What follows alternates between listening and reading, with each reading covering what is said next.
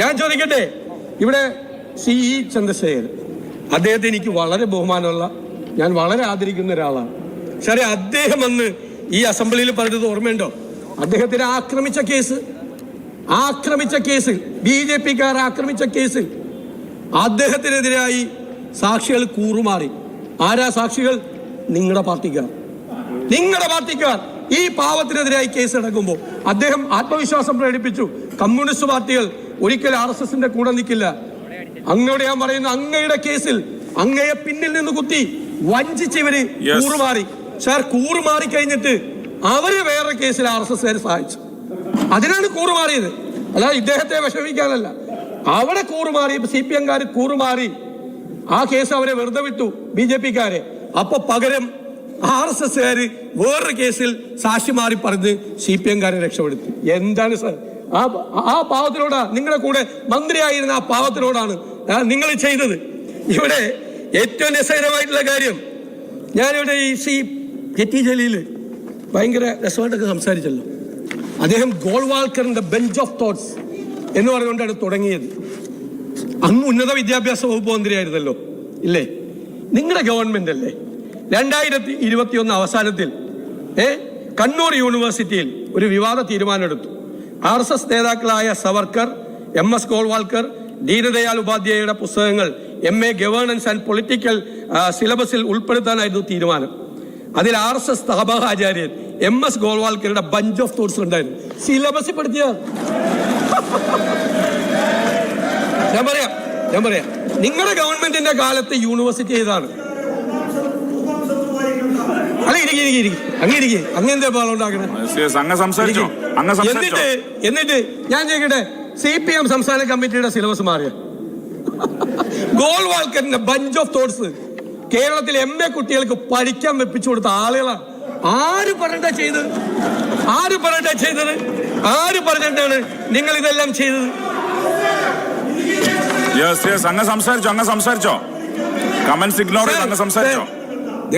Sir, 1977 നിങ്ങൾ പിണറായി വിജയനെ കുറിച്ച് പറഞ്ഞല്ലോ. RSSന്റെ പിന്തുണയോടുകൂടി MLA ആയി ജയിച്ചു വന്ന ആളാണ് അദ്ദേഹം. ആണ്. ഇനി രണ്ടാമത് ഞാൻ വേറെ കാര്യം ചോദിച്ചല്ലോ നിയമസഭയിൽ. ഈ മസ്കറ്റ് ഹോട്ടലിൽ CM-ന്റെ മധ്യസ്ഥതയിൽ RSS നേതാക്കളുമായി നിങ്ങൾ കൂടിക്കാഴ്ച നടത്തിയില്ലേ എന്ന് ചോദിച്ചപ്പോൾ സാധാരണ ചാടി എണീക്കുന്ന മുഖ്യമന്ത്രി ഈ നിയമസഭയിൽ തല കുനിച്ചിരുന്നു. അദ്ദേഹം നിഷേധിച്ചിട്ടില്ല. ഇതുവരെ അദ്ദേഹം നിഷേധിച്ചിട്ടില്ല. അദ്ദേഹത്തിന്റെ 1-ാം നമ്പർ കാർ മാറിയിട്ടാണ് മസ്കറ്റ് ഹോട്ടലിൽ വന്നത്. അദ്ദേഹം മറുപടി പറഞ്ഞില്ല. ഈ സഭയുടെ റെക്കോർഡിലുണ്ട്. നിങ്ങളത് നോക്കിക്കോ. അത് പറഞ്ഞു. RSS നേതാവ് ബാലശങ്കർ അല്ലേ പറഞ്ഞത്? കഴിഞ്ഞ അസംബ്ലി ഇലക്ഷൻ കഴിഞ്ഞപ്പോ CPM-ഉം ഞങ്ങളും തമ്മിൽ ഒരു ധാരണ എന്തായിരുന്നു? ഓർഗനൈസറിന്റെ കുറച്ച് സമയം കൂടി വേണം. RSSന്റെ പത്രാധിപർ, ഓർഗനൈസറിന്റെ പത്രാധിപർ അദ്ദേഹം പറഞ്ഞില്ലേ സാർ, ഇവിടെ CPI-കാരോട് നിങ്ങളുടെ ആനിരാജയല്ലേ ആദ്യം പറഞ്ഞത് ഈ പോലീസിൽ RSSന്റെ ഗ്യാങ് പ്രവർത്തിക്കുന്നത്? ഈ വയനാട്ടിലെ ആനിരാജ എന്നിട്ട് എല്ലാവരും ചേർന്ന് ഈ ആനിരാജയുടെ വെക്കിട്ട് കയറിയത് കാര്യങ്ങൾ നമ്മൾ കണ്ടതല്ലേ? ഇവിടെ നിങ്ങൾക്കറിയാവോ ഈ മലപ്പുറത്തെ കാര്യത്തെ കുറിച്ച് പറഞ്ഞു? എന്താ മലപ്പുറത്തെ സംഭവം? നിങ്ങൾ സെപ്റ്റംബർ 13-ാം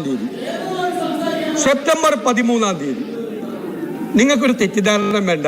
അതൊക്കെ തെറ്റായ ധാരണ. ചെയറിനെ നോക്കിയല്ല സംസാരിക്കും, ചെയറിനെ അഡ്രസ് ചെയ്യണമെന്നാണ്. വേറെ ബാബു അവിടെ ഇരുന്ന് പറയാ ചെയറിനെ അഡ്രസ് ചെയ്യണമെന്നല്ല. എനിക്ക് റൂൾസ് ഒക്കെ അറിയാം, ഇയാൾ പഠിപ്പിക്കണ്ട. ഞാൻ പറയട്ടെ, ഈ സെപ്റ്റംബർ 13-ാം തീയതി ഡൽഹിയിലെ നാഷണൽ മീഡിയയിൽ, അതാണ് കുഞ്ഞാലിക്കുട്ടി സാഹിബിന്റെ പ്രധാനപ്പെട്ട ചോദ്യം, എല്ലായിടത്തും ഒരു വാർത്ത വരികയാണ്. കേരളത്തിൽ മലപ്പുറം ജില്ലയിൽ ഭയങ്കരമായി ഗോൾഡ് പിടിച്ച് ഭയങ്കര പ്രശ്നമാണ്. ഇവിടെ ആന്റി സോഷ്യൽ ആക്ടിവിറ്റീസിന് വേണ്ടി ഈ പണം ഉപയോഗിക്കുന്നു. കേരളത്തിനെ കുറിച്ചുള്ള സാധനമാണ് മുഴുവൻ PR ഏജൻസിയാണ് കൊടുത്തത്. സാർ, സെപ്റ്റംബർ 21-ാം തീയതി അത് 5 വർഷത്തെ കള്ളക്കടത്ത് പിടിച്ചാണ് വന്നത്. സെപ്റ്റംബർ 21-ാം തീയതി മുഖ്യമന്ത്രി പത്രസമ്മേളനം നടത്തുന്നു. അപ്പോഴും അദ്ദേഹം മലപ്പുറം എന്ന് പ്രത്യേകം പറഞ്ഞു. ഇതേ കാര്യം അദ്ദേഹം ആവർത്തിച്ചു, ഒരു വ്യത്യാസം മാത്രം.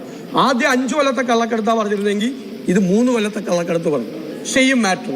സാർ, 29-ാം തീയതി അദ്ദേഹം ഹിന്ദുവിന് ഇന്റർവ്യൂ കൊടുക്കുന്നു. ഹിന്ദു പത്രത്തിൽ ഈ വാർത്ത വരുന്നു. ഇതിന്റെ 3 സ്ക്രിപ്ചറും ഒരേ നെറേറ്റീവാണ്. ഒരു സ്ഥലത്ത് ഉണ്ടാക്കിയതാണ്.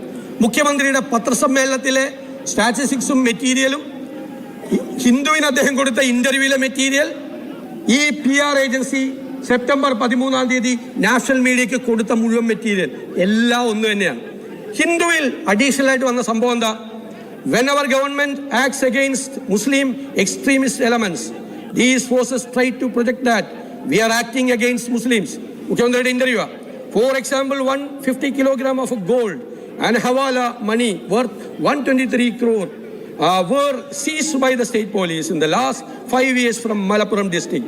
This money is entering Kerala for anti-state and anti-national activities. ഇതാണ് അന്ന് നിഷേധിച്ചില്ല. ഹിന്ദു പത്രം പുറത്തിറക്കിയത് അന്ന് നിഷേധിച്ചില്ല. പിറ്റേ ദിവസം ഭയങ്കര ശക്തമായ വികാരം ഈ ഹിന്ദു ഇന്റർവ്യൂവിനെതിരെ വന്നപ്പോൾ പിറ്റേ ദിവസം ഉച്ചയ്ക്ക് മുഖ്യമന്ത്രിയുടെ മീഡിയ സെക്രട്ടറി ഹിന്ദുവിനൊരു കത്തെഴുതുന്നു. അപ്പൊ ഹിന്ദു ഒരു റിപ്ലൈ എടുക്കുന്നു. ആ റിപ്ലൈയിലാണ് കേസൺ എന്ന് പറയുന്ന ഏജൻസിയാണ് ഹിന്ദുവിനെ അപ്രോച്ച് ചെയ്തത്. ഹിന്ദു കൺവെൻഷണൽ പത്രമാണ്, വാർത്ത കൺഫേം ചെയ്യാതെ സാധാരണ ഇടില്ല. അവർ പറഞ്ഞു മുഖ്യമന്ത്രിയുടെ കൂടെ 2 പേർ കമ്പനിയുടെ റെപ്രസെന്റേറ്റീവ്സ്മാർ ഉണ്ടായിരുന്നു, 2 പേരുണ്ടായിരുന്നു.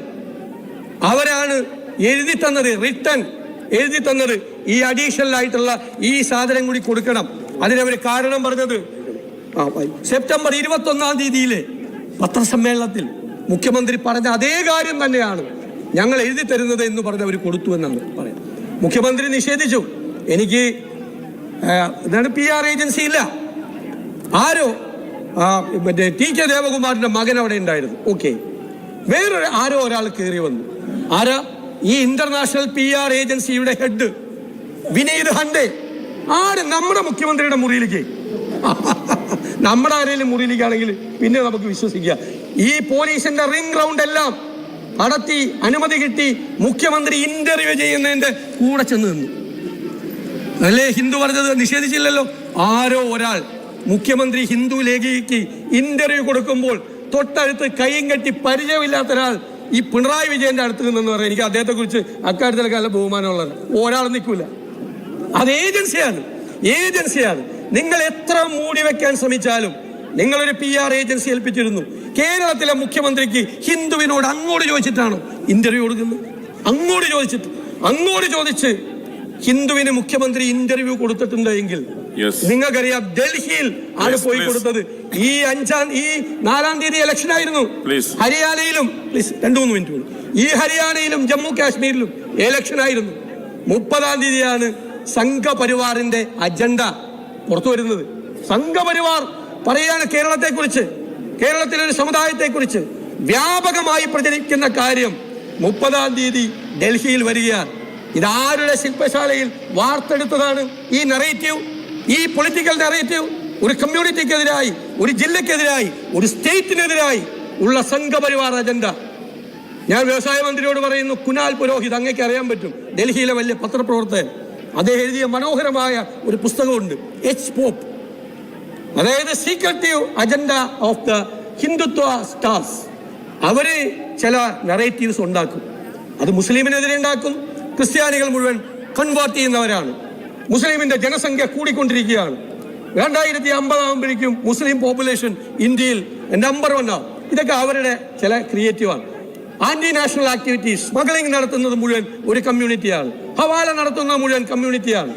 ഈ കള്ളക്കച്ചവടം എല്ലാ കമ്മ്യൂണിറ്റിയിലും പെട്ടവർക്കുണ്ട്. ആരിത് ചെയ്താലും, ഞാൻ കൺക്ലൂഡ് ചെയ്യാം, 2 minutes, ആരിത് ചെയ്താലും ഇത് തെറ്റ് തന്നെയാണ്. അതിനെ ഒരു സംസ്ഥാനത്തിന്റെ, ഒരു ജില്ലയുടെ, ഒരു കമ്മ്യൂണിറ്റിയുടെ തലയിൽ വെക്കാനുള്ള പ്രവർത്തനങ്ങൾക്ക് മുഖ്യമന്ത്രി കൂട്ടുന്നു. ഇനി ഞാനൊരു ചോദ്യം, മുഖ്യമന്ത്രി അറിയാതെയാണ് ഈ PR ഏജൻസിയിലെ ആളുകൾ ഈ വാചകം ഹിന്ദുവിലേക്ക് അഡീഷണലായി എഴുതി കൊടുത്തതെങ്കിൽ ആ PR ഏജൻസിക്കെതിരായി കേസെടുക്കാൻ നിങ്ങൾ തയ്യാറുണ്ടോ? ആരാ? സുബ്രഹ്മണ്യനാണ് എഴുതി കൊടുത്തതെന്ന് പറയുന്നു. സുബ്രഹ്മണ്യനോട് ഞാൻ നേരത്തെ അജിത് കുമാറിന്റെ കാര്യത്തിൽ ചോദിച്ചതുപോലെയാണ് മുഖ്യമന്ത്രി പിണറായി വിജയൻ പട്ടിൽ പൊതിഞ്ഞ ഒരു ശകാരമെങ്കിലും അവനോട് നടത്തിയോ? ഈ TD സുബ്രഹ്മണ്യനോട് മുഖ്യമന്ത്രി വിളിച്ചിട്ട് പോലുമില്ല ഫോണിൽ. ഇത് വന്ന് ഇത്രയും വിവാദം ഉണ്ടായിട്ട് ഈ ഏജൻസിയെയോ ഈ സുബ്രഹ്മണ്യനെയോ മുഖ്യമന്ത്രിയുടെ ഒന്ന് ഫോണിൽ പോലും മുഖ്യമന്ത്രി വിളിച്ചില്ല. നീ എന്തിനാണ് അത് ചെയ്തത്? അദ്ദേഹത്തിന്റെ രീതി ഉണ്ടല്ലോ. എന്തിനാണ് അത് ചെയ്തത് എന്ന് അവനോട് ചോദിച്ചോ അവനോട്. അവൻ കേരളത്തിലെ മുഖ്യമന്ത്രിയുടെ നറേറ്റീവാണ് അവർ എഴുതി കൊടുത്തത്. സംഘപരിവാർ നറേറ്റീവ് നിങ്ങൾ ആവർത്തിക്കുകയാണ് എന്ന കാര്യത്തിൽ നിങ്ങൾക്ക് യാതൊരുവിധ സംശയവുമില്ല.